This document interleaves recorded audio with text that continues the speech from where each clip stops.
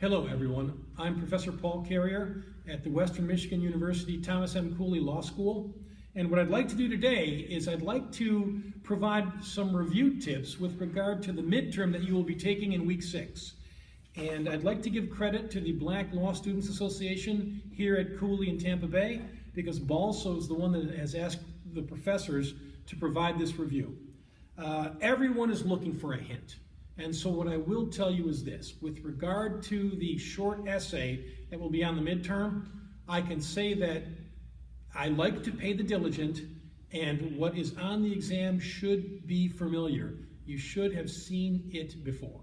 And so if you take a good look at the materials that you have in front of you from the class, nothing should be all that unfamiliar. I would also give you one more hint with regard to the midterm, and it is that I have focused more for the short essay on the first few weeks of the course, that is offer and acceptance. And so the short answer essay does not really include consideration. And more hints than that I really can't give, okay? And good luck to everyone. Going into the materials now, let's start by thinking about what we did. Well, first, do not forget to always consider the sources of contract law. You decide what area you're in, it's contracts. You decide what primary issue you are in, and for right now, we're only worried about formation. I'll talk about that in just a second.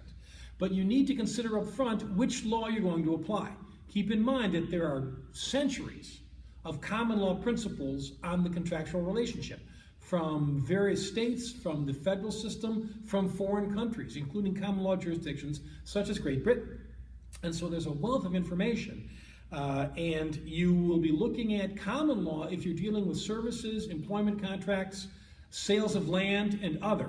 But you will be focusing on the state adoption of the Uniform Commercial Code Article 2 if you are looking at a contractual situation dealing with the sale of goods. Keeping in mind that if it's a sale of goods and there is one merchant or both sides are merchants involved, you may have special rules in Article 2 to deal with that. But keep in mind Article 2 is applied if it is the sale of goods, defined as movable, things movable at the time of contracting. Okay? Formation, we have four main issues, or four main components of formation. They are offer, acceptance, I say mutuality or meeting of the minds as a third, and consideration. Different scholars will treat these in different order, but we start with offer, then acceptance, then let's go with consideration as the third, and then mutuality. To some degree, unfortunately, the week 1 materials deal with this concept almost of mutuality or of a proper intent, and so it's a little bit confusing.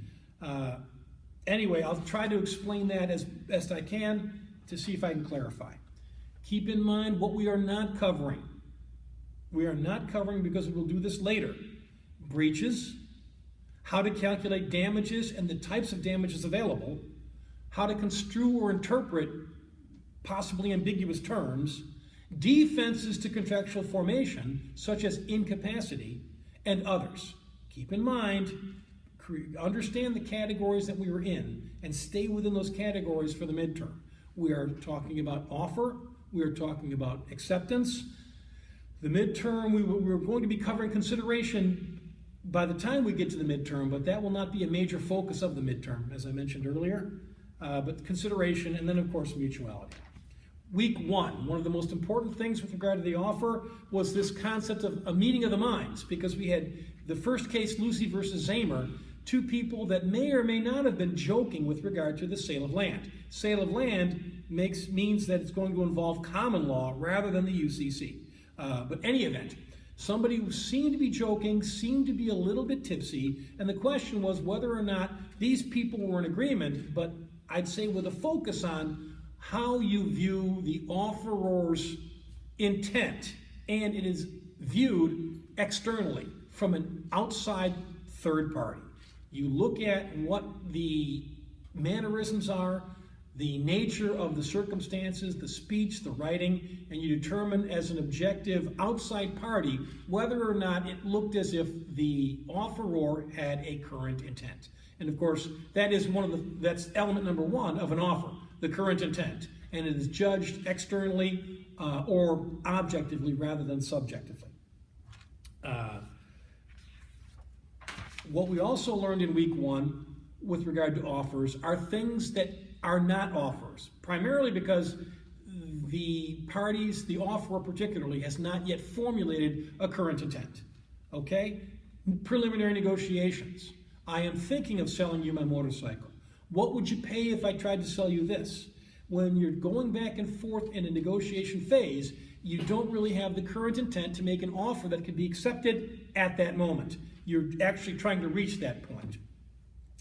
Typically, opinions or someone's intent with regard to services often are not offers. I will give you the best service possible. I'll give you the best service in Hillsborough County. Those opinions do not typically have enough of a binding status.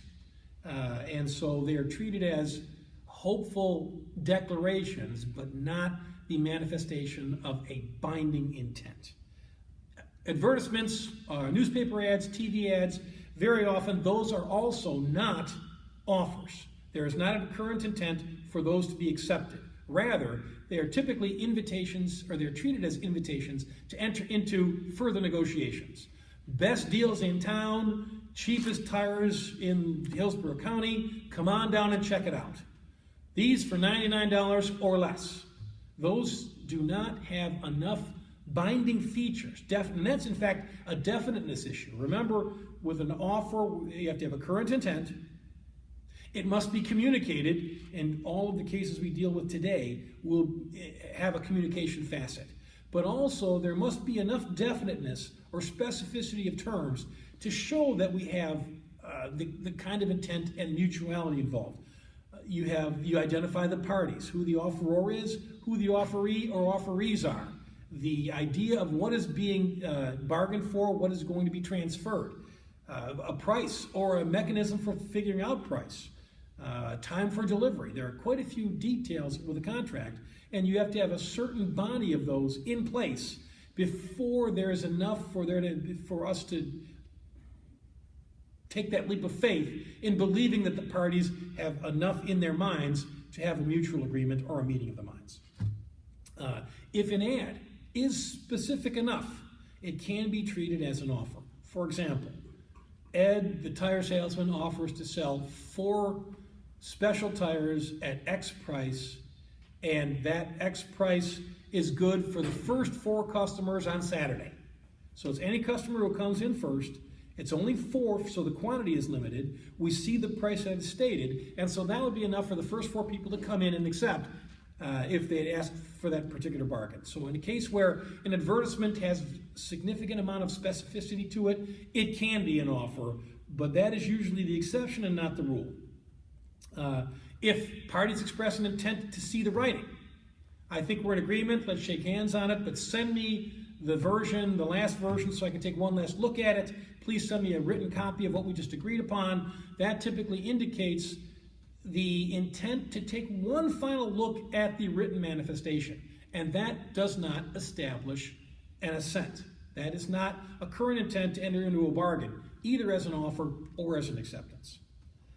You can find definitions, social contracts. Come to my party on Friday, my birthday party. And if you RSVP yes, you'll be there, and you don't show up, can I sue you? No. Social contracts typically don't have the intent where there is some kind of binding obligation undertaken. You can find definitions, if you'd like, in the restatements, second of contracts, offer, section 24, the necessary intent, section 21. You can take a look at section 17 as well. The fact that it needs to be communicated is restatement second of contracts, section 24. That it has enough definiteness of terms, restatement second of contracts, section 33. So you can take a look at and you can piece together definitions or ideas of what the elements are for an offer by actually looking at different sections that are found early in the restatement second of contracts. Where are we at right now? A bit more. Oh, okay. Okay. No, can we go back a little bit and read copy or?